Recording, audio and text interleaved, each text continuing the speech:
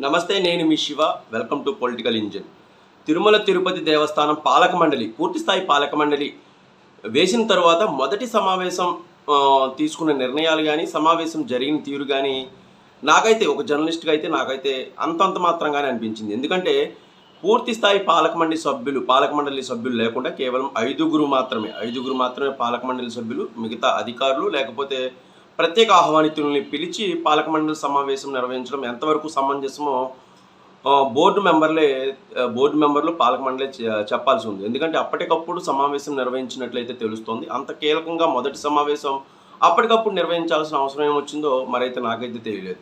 మొత్తం బోర్డు మెంబర్లకు అందరికీ సమాచారం ఇచ్చి పూర్తి స్థాయిలో తీర్మానాలు లేకపోతే నిర్ణయాలు తీసుకోవాల్సిన మొదటి సమావేశం కేవలం అప్పటికప్పుడు సమావేశమై కీలకమైన నిర్ణయాలను తీసుకుంది. అయితే ఈ కీలకమైన నిర్ణయాలు గతంలో ప్రభుత్వం తరఫున లేకపోతే ప్రభుత్వం నుంచి వచ్చిన ఆదేశాలుగానే పరిగణించవచ్చు. ఎందుకంటే ప్రభుత్వం నుంచి వచ్చిన ఆదేశాల మేరకే కొన్ని కీలకమైన నిర్ణయాలు అయితే ఈ మొదటి సమావేశంలో అయితే తీసుకున్నట్లయితే తెలుస్తోంది.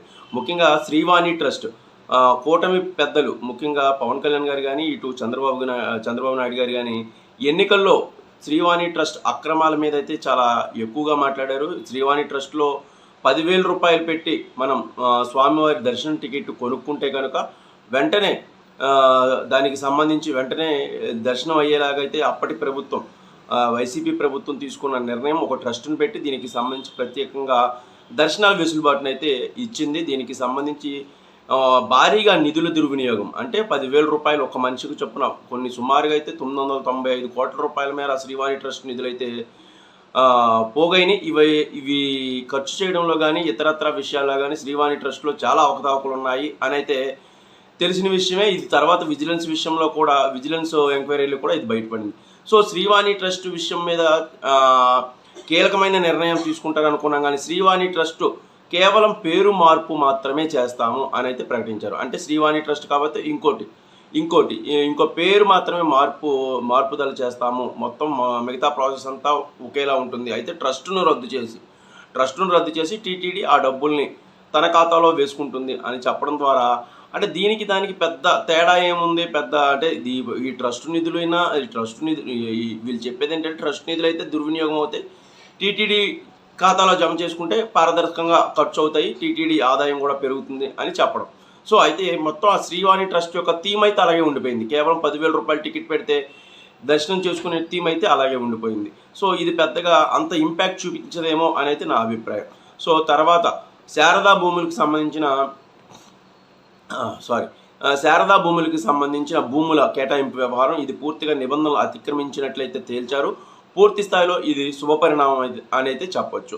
ఇక మూడోది పర్యాటక శాఖకు సంబంధించి, అంటే పర్యాటక శాఖకు ఇతర రాష్ట్రాల నుంచి వచ్చే వాళ్ళకి గతంలో 300 రూపాయల టికెట్లు అయితే అప్పటికప్పుడు కేటాయించేవాళ్ళు. ఇటు తమిళనాడు కానీ, ఇటు తెలంగాణ కానీ, కర్ణాటక నుంచి, మహారాష్ట్ర నుంచి వచ్చే భక్తులకు ఆ రాష్ట్రాల కోటాను అనుసరించి అయితే పర్యాటక శాఖ తరఫున ప్రత్యేకంగా టికెట్లు ఉండేవి. ఈ టికెట్లు 300 రూపాయల టికెట్లలో చాలా అవకతవకలు జరుగుతున్నాయి. ఇది బహిరంగ సత్యం. ఎందుకంటే అప్పటికప్పుడు ఆ కోటాను ఉపయోగించుకొని కొందరైతే 300 రూపాయల టికెట్ను 3,000కు లేకపోతే 10,000కు అమ్ముకున్న దాఖలాలు కూడా ఉన్నాయి. సో దానిని రద్దు చేయడం అనేది పూర్తిగా స్వాగతించాల్సిన అంశం. ఇక తిరుపతి స్థానికులకు సంబంధించి పవన్ కళ్యాణ్ గారు తిరుపతి సభలో ఇచ్చిన హామీ మేరకు స్థానికులకు ప్రతి నెల మొదటి మంగళవారం వాళ్ళకి ప్రత్యేకంగా దర్శనం ఉండేది, గతంలో కూడా ఉండేది. అది వైసీపీ హయాంలో రద్దయింది. దాన్ని పునరుద్ధరిస్తామని తిరుపతి ఎన్నికల సభలో పవన్ కళ్యాణ్ గారు ఇచ్చిన హామీ మేరకు దానిని పునరుద్ధరిస్తూ మళ్ళీ టీటీడీ బోర్డు అయితే నిర్ణయం తీసుకుంది. ఇది నిజంగా చాలా మంచి పరిణామం అని చెప్పాలి. అలాగే అన్నదాన కేంద్రం, వెంగమాంబ అన్నదాన కేంద్రంలో ఇప్పటి వరకు 4 రకాల పదార్థాలను మాత్రమే అందించేవారు భక్తులకి. రైసు ఇవి కాకుండా ఈ 4 రకాలతో పాటు మరో పదార్థం కూడా ఇస్తాము అని చెప్పడం, ఇది కూడా కీలకమైన పరిణామం. సో ఇవన్నీ మంచి విషయాలు. అలాగే అన్యమతస్థులకు సంబంధించి కూడా కీలకమైన నిర్ణయం జరిగింది. అన్యమతస్థులు వీఆర్ఎస్ తీసుకున్నా లేకపోతే ఇతర శాఖల్లోకి వాళ్ళని బదిలీ చేసే అంశం. అయితే దీంట్లో కొంచెం కాంప్లికేషన్స్ ఉంటాయి. అన్యమతస్థులను గుర్తింపు ఎలా చేస్తారు ఏంటి అనే దాని మీద అయితే కొన్ని కాంప్లికేషన్స్ అయితే చాలా ఉంటాయి. ఎందుకంటే తిరుమలలో పనిచేసే వాళ్ళు, టీటీడీ తరఫున పనిచేసే వాళ్ళు ఇతర మతస్థులు ఉన్నారనేది అయితే నిజం.